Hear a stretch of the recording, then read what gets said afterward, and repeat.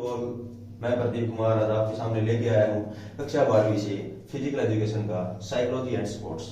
तो बेटा बात करते हैं हम साइकोलॉजी एंड स्पोर्ट्स के बारे में। स्पोर्ट्स और स्पोर्ट्स के बारे में साइकोलॉजी है वो क्यों इंपॉर्टेंट है। पहली बात करते हैं हम साइकोलॉजी, जो टर्म लिखी है मैंने आपको कि साइकोलॉजी है वो होता क्या है। तो इसके अंदर बता देता हूं आपको, साइकोलॉजी है ना वो साइको और लोगो शब्द से मिलकर बना है और जिसका अर्थ है मन का विज्ञान। लेकिन आपको पता होगा कि मन को तो हम किसी को पढ़ नहीं पाएंगे।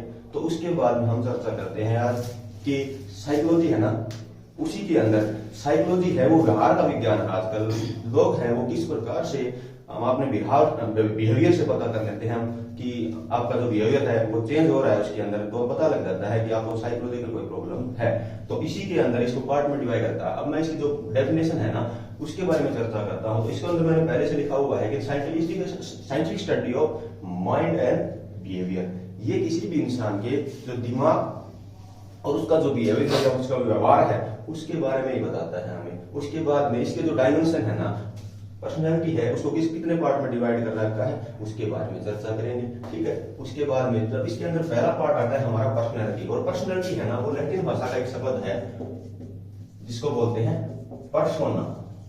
ठीक है, अब पर्सोना है ना उसका जो मेन अर्थ है उसको बोलते हैं मुखौटा।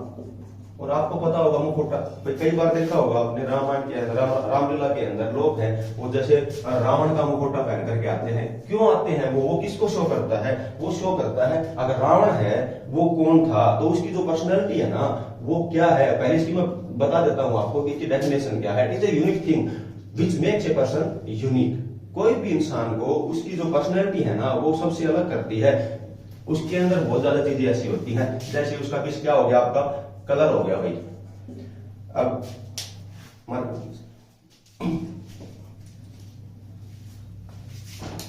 अब मेरे पास जैसे 3 मार्कर हैं। अब इसी की पर्सनैलिटी की बात करते हैं। अब हमारे पास एक कलर हो गया, हमारे पास रेड, एक हो गया ब्लू और एक हो गया ब्लैक। तो इसके अंदर जो सोशल डायमेंशन है या फिजिकल डायमेंशन है उसी से हम पता लगा लेते हैं कि ये जो ब्लैक है उसका रंग से ये इन सभी को अलग कर रहा है। तो पहला हो गया इनका कलर, दूसरा हो गया इनकी फिजिकल बॉडी। ठीक है, अब जो इनका जो शरीर है ना वो भी इनको किससे अलग कर रहा है, एक दूसरे से अलग कर रहा है। कोई छोटा होगा कोई बड़ा होगा। उसके बाद में अब बात आती है अगर हम बात करें किसी भी इंसान की, तो उसके अंदर बात आती है लैंग्वेज की। अब मान के चलो आप समाज के अंदर जैसे रहते हो उसके अंदर हमारे जैसे किसी भाई पहले कहा गया था, हरियाणवी कहावत थी एक कि कोस कोस पे बदले पानी और 3 कोस पे बदले वाणी। तो उसी के अंदर हम कह सकते हैं कि यहाँ पर जैसे आपकी जो लैंग्वेज है ना, हम मेंदरेट के अंदर रहते हैं या फिर हमारा एरिया जो हरियाणा के अंदर रहते हैं, हरियाणा की जो बोली है ना वो हमें पूरे इंडिया के अंदर सभी से यूनिक बनाती है। तो इसी के अंदर हम कह सकते हैं कि जो पर्सनैलिटी है ना वो हमें सभी से एक चीज है जो हमें सभी से अलग कर सकती है। तो उसी के अंदर हम बात कर रहे थे कि ये लैटिन भाषा का शब्द है पर्सोना और उससे लिया गया है। ठीक है, तो वो क्या बनाती है हमें पर्सनैलिटी। अब पर्सनैलिटी है ना उसकी जो डायमेंशन है, अब चर्चा करते हैं उनके बारे में। पर्सनैलिटी है ना उसके 4 डायमेंशन हैं, वो सभी दार्शनिकों ने दिए हैं। पहला बताया है उन्होंने फिजिकल। और जहां पर भी फिजिकल की बात आती है तो उसके अंदर एक नाम आता है जिसके अंदर बोलते हैं हम सोमैटोटाइप्स। अब ये दिए किसने थे? सोमैटोटाइप बताया किसने था? इसका जो क्लासिफिकेशन था ना वो किया था शेल्डन। और कब किया था? 1940 में। शेल्डन ने हमें बताया कि इंसान है ना वो फिजिकली 3 टाइप के होते हैं। तो अब मैं उन्हीं के बारे में आपको बता देता हूं कि शेल्डन है उसने हमें 3 से, और कौन से 3 जो टाइप हैं वो बताए थे। पहला हम बताते हैं एंडोमॉर्फिक। एंडोमॉर्फ कह सकते हैं आप लोग।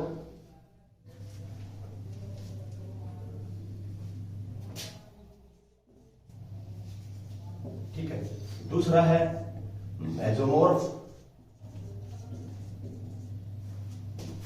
और तीसरा बताया था उन्होंने एक्टोमॉर्फ। अब एक इनकी हम डिस्कस करते हैं कि एंडोमॉर्फ क्या होता है। शेल्डन क्रेसनर है ना उसने बताया था हमें कि एंडोमॉर्फ वो लोग होते हैं जिनकी सबसे पहली शॉर्ट नेक, जिसकी गर्दन है वो छोटी होगी, शॉर्ट हैंड, हाथ भी छोटे होंगे, फैट ऑन बॉडी, उनके जो बॉडी है वो क्या होगी, बहुत भारी होगी। उसके बाद उन्होंने बताया कि ब्रॉड हिप्स,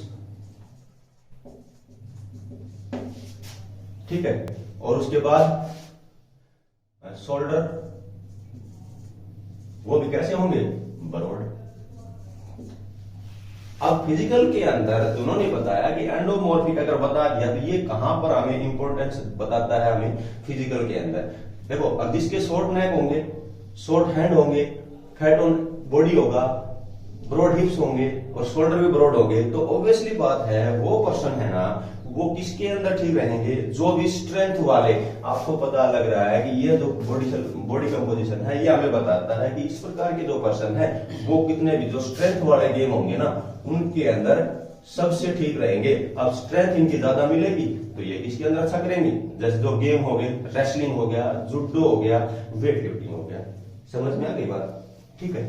ये क्या बताया था मैंने आपको, एंडोमॉर्फिक, और इन्होंने बताया था सोमेटोटाइप, तो वो मैंने आपको बता ही दिया। सोमेटोटाइप है तो उसके अंदर सोमेटो का मतलब होता है बॉडी और टाइप का मतलब प्रकार, ठीक है।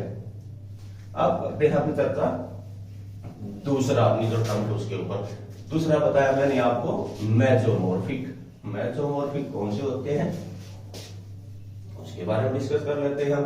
अब मेसोमॉर्फिक वो पर्सन होते हैं जिनके अंदर वी शेप बॉडी होती है, और इसको सबसे अच्छा बताया गया अभी। ये किसी भी गेम के अंदर पार्टिसिपेट कर सकते हैं। तो वी शेप के अंदर कौन सा, जिनकी भाई वेस्ट है, वेस्ट क्या होगा, थिन होगी, मतलब कमर है वो पतली होगी। उसके बाद और जो उनकी जो चेस्ट है वो ब्रॉड होगी।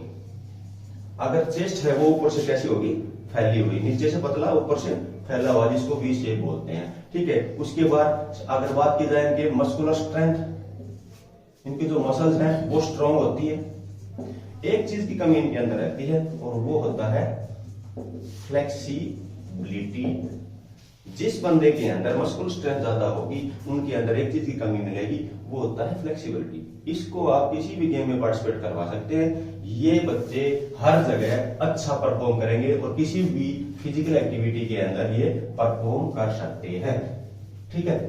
ये कौन सा हो गया आपका मेसोमॉर्फ। अब बात आती है एक्टोमॉर्फ। एक्टोमॉर्फ वो पर्सन होते हैं जो लॉन्ग नेक, इनकी जो गर्दन है वो लंबी होती है, लॉन्ग हैंड, हाथ भी इनके लंबे होते हैं। उसके बाद और नो फैट ऑन बॉडी, ठीक है। इनकी बॉडी के ऊपर कोई फैट नहीं होती। इनकी जो कॉलर बोन है वो हमेशा दिखती रहती है।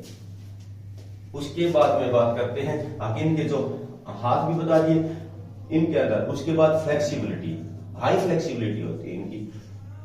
ये जो पर्सन होते हैं ना, इनकी जो फ्लेक्सिबिलिटी है वो बहुत ज्यादा होती है, ठीक है।